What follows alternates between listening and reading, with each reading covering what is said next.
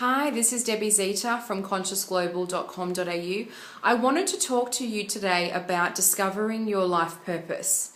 So I want you to grab a pen and paper if you can, or take some notes down in your iPhone or whatever is handy.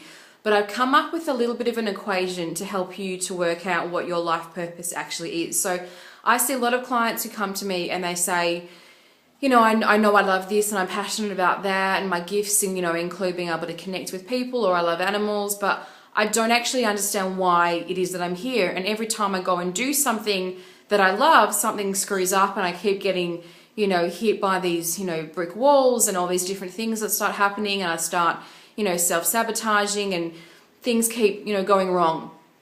So I want you to write down these 3 different elements that I found to how you can work out what your life purpose is and what phase of the life purpose journey that you're actually in. So the first thing that I want to tell you is that you can never ever get off your life purpose path, because your life purpose path is a continuous journey that is part of who you are. So all of the experiences, good, bad, ugly, they're all part of the tapestry of your life and your life purpose. Now there are 3 phases that I've found for your life purpose. The first one is preparation. So the number one phase or stage of life purpose is preparation. The second one is integration. And the third one is application. So here's what the preparation stage looks like. The preparation stage is all about experiences of life. Usually it's the uncomfortable experiences. So it's things like relationship breakups, it's, housing issues, financial issues, it's abuse. It's just when things are not going so fabulous for you.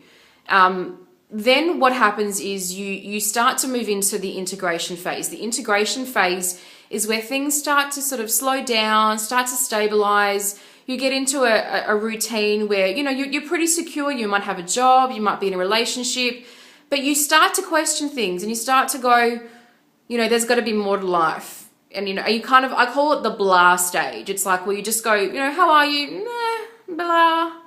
It's just, not fantastic, but it's not crap either. So that's your integration stage. The integration stage is where you're starting to reflect and recognize all the different things that you've been through in your life, and you start to go, how can I apply this? How can I use these things? The apply is key here. When I use the word apply, how can I apply this? That leads you into the application stage. So the application stage is where you're just like eating a bit, you're in your mojo, you're in your element.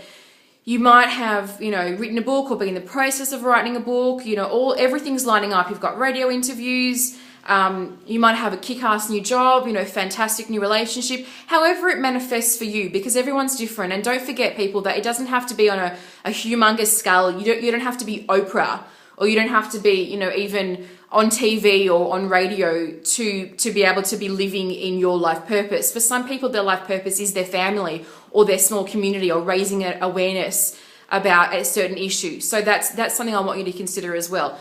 So that is when you're in that phase where it's just all happening. And that's the phase where, as human beings, we want to stay because it's fun and it's joyful and it's exciting.